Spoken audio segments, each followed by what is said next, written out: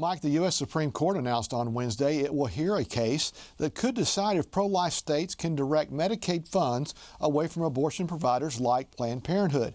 According to CBN News, the case stems from South Carolina's decision to designate Planned Parenthood and similar abortion providers as disqualified from receiving taxpayers' Medicaid funds.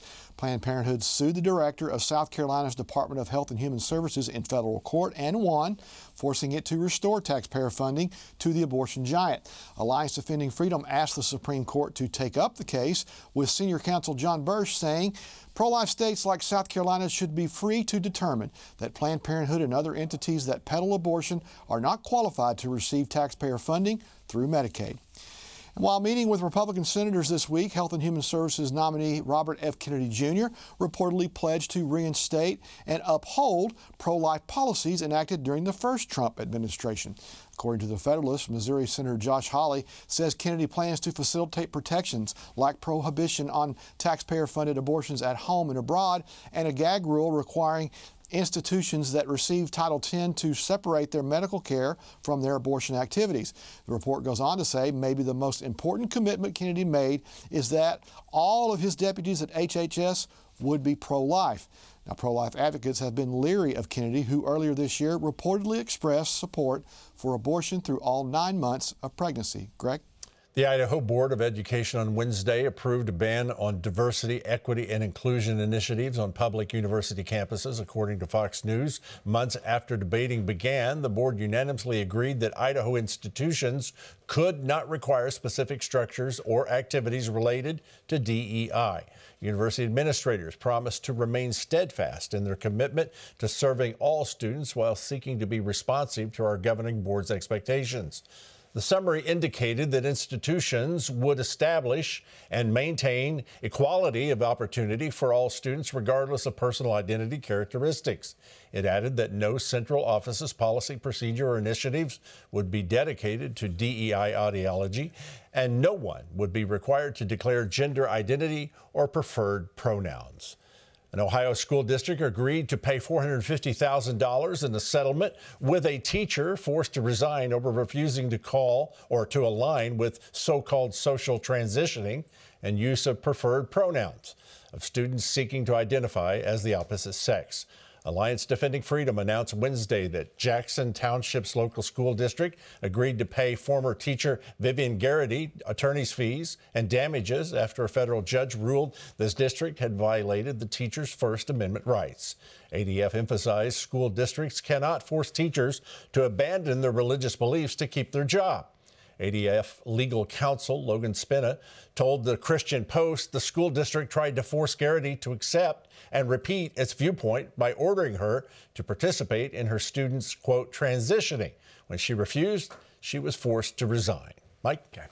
Greg, the Social Security Fairness Act, nearing a Senate vote, seeks to increase Social Security benefits for approximately 2.8 million public sector workers. It proposes eliminating the windfall elimination provision and government pension offset, which currently reduce benefits for such workers and their spouses. Tom Miner is one of the workers who will be affected by this change if the measure passes. In my case, I get 60% instead of 100%, even though I did pay in I had it all, it was all taken out of my paycheck.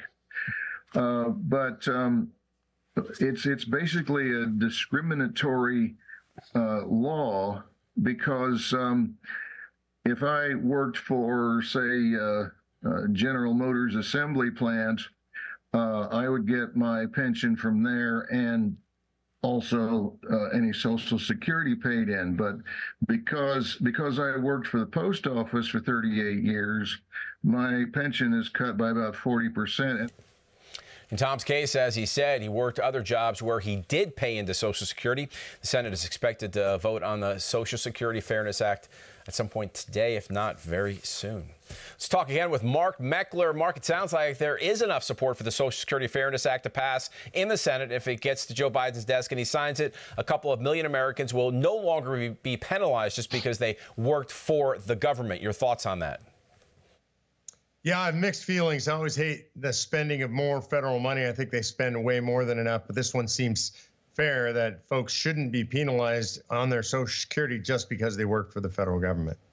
Now, do you think school districts around the country will learn from this decision in Ohio? They cost $450,000 for firing a teacher who chose not to use a transgender or confused students' pronouns of choice. I do think this is going to have a broader impact, and we're already seeing this in business and industry all across the country. I'm glad we're seeing it move into education. I think the lawyers for all these school districts are going to be advising schools they have to start backing off on all of this DEI stuff.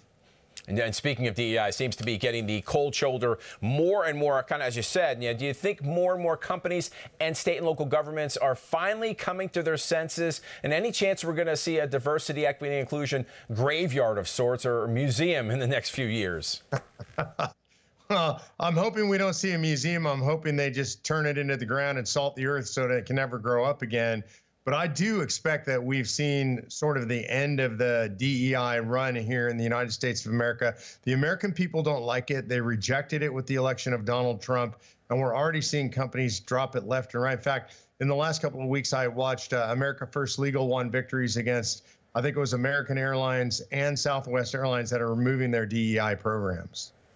Now, the U.S. Supreme Court announced this week, Mark, that it will hear a case that could decide if pro-life states can direct Medicaid funds away from abortion providers. Mark, what is your reaction to that and RFK Jr.'s pledge for pro-life policies at the HHS? Yeah, I appreciate the pledge, and I hope that HHS lives up to it. I expect that it will, or he'll be removed, but you know, he's no friend to the pro-life movement, so I do worry about the nuances and the details there. I'm glad to see states that are pushing back against this and directing funds away. I'm not sure how the courts will rule on that. You know, Senator Rand Paul of Kentucky wants to know who got paid for promoting vaccines during the COVID-19 pandemic, and last spring he introduced legislation to find out. Now HHS is suing for the information. Why is it even a question whether that information should be disclosed? Shouldn't we all know that?